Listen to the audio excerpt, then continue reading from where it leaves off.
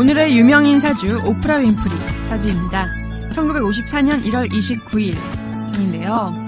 와, 오프라 윈프리 진짜 우리처럼 이렇게 방송을 하는 사람들은 맞아요. 거의 최종 목표라고 할 수 있죠. 모든 방송인들의 롤 모델, 그죠? 꿈, 희망 그런 존재인데요. 오프라 윈프리의 일생이 어땠는지 한번 은지 씨가 읽어봐 줄래요? 알겠습니다. 오프라 윈프리는 20년 넘게 낮 시간대 TV 토크쇼 시청률 1위를 고수해왔던 오프라 윈프리 쇼의 진행자로 유명하죠. 오프라 윈프리는 그 시골인 미시시피 주에서 사생아로 태어났습니다. 6세 때 위스콘신주 밀워키로 이주해서 자라온 그녀는 어린 시절 상당한 고난을 겪어야 했는데요. 일단 9살에 사촌에게 성폭행을 당하고 14살에 미혼모가 되었습니다. 또 그녀의 아들은 2주 후에 죽는 고통을 겪었습니다. 그녀는 테네시주에 이발사인 아버지와 함께 살기 위해서 보내졌습니다. 그 후에 그녀는 이제 고등학생 때 라디오 프로에서 일을 얻었는데 19살에 지역의 전용 뉴스의 공동 뉴스 캐스터를 시작했습니다. 그녀의 즉흥적인 감정 전달 덕분에 그녀의 활동 무대는 낮 시간대의 토크쇼로 옮겨지게 됩니다. 1983년 오프라 윈프리는 시카고에서 낮은 시청률을 가진 30분짜리 아침 토크쇼인 AM 시카고의 진행자가 되었는데요. 오프라 윈프리가 맡게 된 지 한 달 후에 시카고에서 가장 인기 있는 토크쇼 도나휴를 능가하게 만들었습니다. 그 쇼는 전국적으로 방영되는 오프라 윈프리 쇼로 바뀌었고 그녀가 시카고의 3류 지역 토크쇼를 최고의 자리로 끌어올리자 자신의 제작회사를 설립하게 됩니다. 하포라고 하네요. 친숙한 고백적 형태의 미디어 커뮤니케이션을 만들어낸 것에 신용을 얻으면서 그녀는 토크쇼 장르를 대중화시키고 큰 변화를 일으켰습니다. 본인의 이름을 내건 오프라 윈프리 쇼는 세계적으로 유명한 프로그램이 되었고요. 하지만 2011년 5월 17일에 고별 방송을 하게 되었습니다. 여기까지입니다. 또 있어요. 제가 할게요. 또 버락 오바마 대통령의 열렬한 지지자이기도 했어요. 그리고 흑인 최초의 보그지 패션 모델이 되기도 했으며 1991년 달리기를 통해 107kg이던 몸무게를 2년 만에 68kg으로 줄여서 화제가 되기도 했습니다. 그녀의 성공기는 인생의 성공 여부가 온전히 개인에게 달려있다는 오프라이즘을 낳기도 했습니다. 오프라 윈프리는 2003년 초 실시된 해리스 여론조사에서 1998년과 2000년에 이어 미국인들이 가장 좋아하는 TV 방송인으로 꼽혔으며 흑인 여성으로서는 처음으로 경제 전문지 포브스로부터 재산 10억 달러 이상의 부자 중 한 사람으로 지목됐습니다. 이후 2012년까지 4년 연속 포브스의 고수익 유명인 1위에 오르며 미국 내 유명인사 중 최고의 연수입을 달성했는데요. 2011년 5월부터 2012년 5월까지 오프라 윈프리는 1억 6,500만 달러, 약 1,872억 원의 수입을 벌어들였습니다. 1년 만에? 1년 만이네요. 1년 만에 거의 2천억 원의 수입인데요. 엄청나죠. 진짜 오프라 윈프리 쇼 본 적 있나요?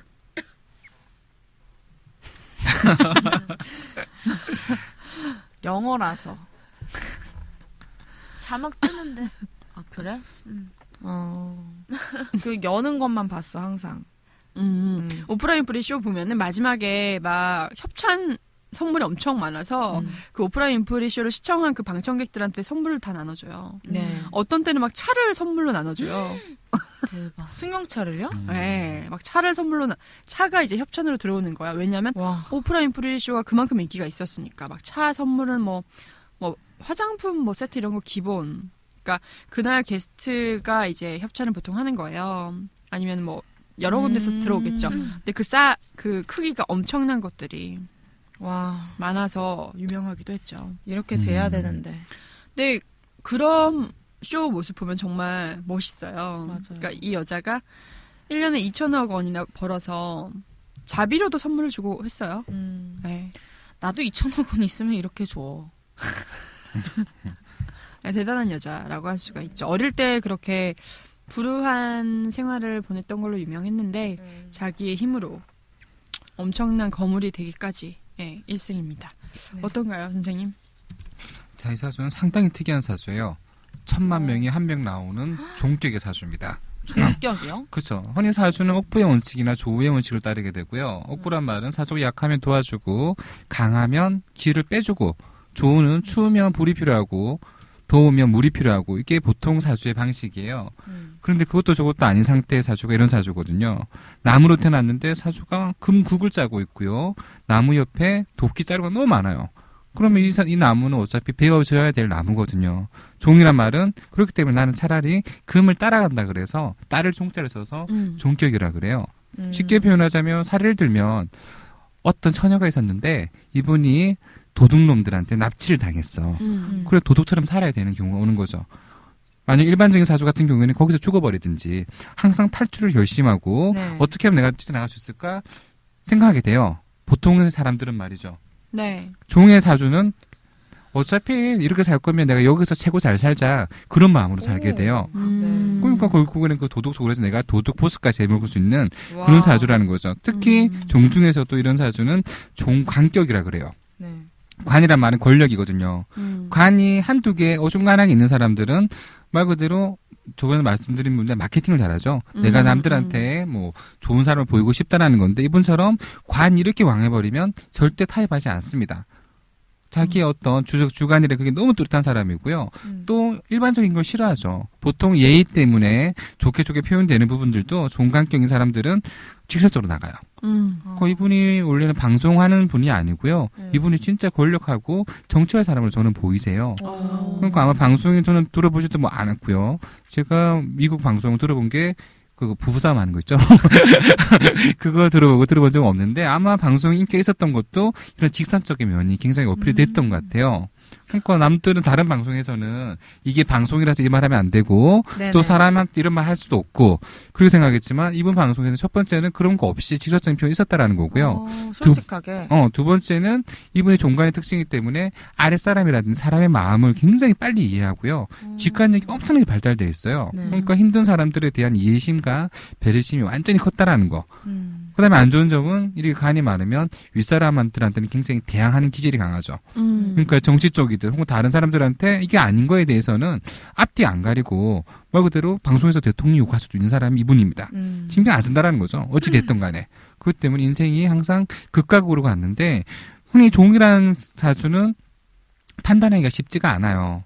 왜냐하면 인생을 봐야 알거든요. 실제 뭐 가종, 진종, 진짜 종격이냐 아니면 가짜로 종이 돼 있냐 그 차이는 진짜는 거기서 아까 도둑들의 보스가 되는 게 진종이라 그러면 가종은 항상 도망갈 때를 갖기 위해서 도둑인 척 하는 거죠. 이분은 제가 볼 때 기본적인 건 가종입니다. 그래요? 예, 가종격인데 어차피 인생은 종으로 가신 것 같아요. 어릴 때 병인 대운 시작했는데 이분이 일반적인 사주였으면 이때 운이 너무 좋아야 돼요. 네. 부귀한 집안에 태어나서 잘 살고 잘 먹고 했어야 되는데 그런 일을 겪었다면 이분한테 병화라는 존재, 특히 이 목이라는 존재는 최악이죠. 목은 자기랑 똑같은 사람이거든요. 나랑 같은 사람, 나나 친구, 형제한테 어찌 됐다며. 네. 또 사주 자체에서도 을목이랑 옆에 비견이 있습니다. 비견이란 말은 이렇게 약할 때 같이 도와주자, 나를 도와달라 하는 성분인데 도움이 되기는커녕 폐가 됐단 말이죠. 네. 그러면 이 비견은 이 사람한테 가장 악운이 돼요. 그러니까 어릴 때 이 나무가 들어왔기 때문에 힘든 거죠. 저 쉽게 설명드릴게요. 나무가 하나가 있는데 도끼 와서 잘랐어. 쉽게 잘리죠. 타입이 쉽다라는 거예요. 그런데 나무가 두 개가 있는데 두 개는 좀 견디죠. 그러다 보니까 더 힘들어. 말이 어렵나요? 사람이 죽어. 칼로 찔려 죽어. 한 번 찔려 죽으면 깔끔하죠. 안 아파. 그런데 계속 찔려야 돼. 죽을 때까지. 아파요. 똑같다라는 거죠. 네. 종의 삶이 그렇다면 이렇게 가종이 돼 있을 경우에는 항상 가까운 사람 문제가 많이 생길 걸로 보입니다. 형제든 뭐든 말이죠. 또 하나 중요한 건 이분의 대운세가 점점 관으로 바뀌고 있어요. 제가 볼 때는 이분이 대선 나올지도 모를 것 같아. 진짜로요.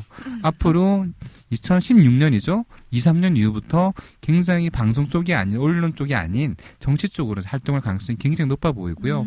이분 스스로도 아마 그런 거를 내면에서는 굉장히 원하지 않을까 싶어요. 왜냐하면 이분이 방송하면서도 항상 그런 것들이 많이 힘드셨을 걸로 보이는데 내가 대권 잡겠다. 그런 포부라든지 또 추진력이 굉장히 강한 사주가 이분입니다. 제가 볼 때는 대박이에요. 이분이 그 프로그램 오프라 윈프리 쇼 초기에 근친상간을 학대받은 한 여성이 등장해서 성폭행 경험을 이렇게 얘기했던 게스트가 있었대요. 근데 그 얘기를 들으면서 눈물을 펑펑 흘리면서 자기도 그런 일이 있었잖아요. 그러면서 그 얘기를 하면서 이렇게 위로를 해주면서 너에겐 항상 힘이 있다 라고 진심으로 위로를 해주고 힘을 주는 그런 모습에서 사람들이 정말 감동을 받았다고 해요. 그리고 아까 제가 왜 차 선물했다고 했잖아요. 네. 차를 28,000달러에 해당하는 폰티악의 승용차를 선물을 했는데 몇 명에게요? 276명에게. 대박. 그랬다고 해요. 와. 수백억에 달한다고 하네요, 선물이. 와. 정말 통 큰 여자죠. 네. 네. 어마어마하네요. 대단하신 분인 것 같습니다. 오프라 윈프리가 과연 앞으로 대선에 나올지 선생님의 저는 확신합니다. 대선이 돼도 뭐가 될지는 모르겠는데 정치계 아무튼 큰 지도자로 움직이실 거예요. 네. 제가 볼 때 이분하고 언론은 어차피 벽이에요. 시장 그렇게 움직였겠지만 그거는 이분이 원하는 건 아닙니다. 그렇습니다. 앞으로 두고 보죠. 선생님 말씀을 선생님도 두고 보겠습니다. 선생님 두고 보죠. 한송이 남친 생긴다고 말했잖아. 네, 지금까지 오프라 윈프리 사주였습니다. 네.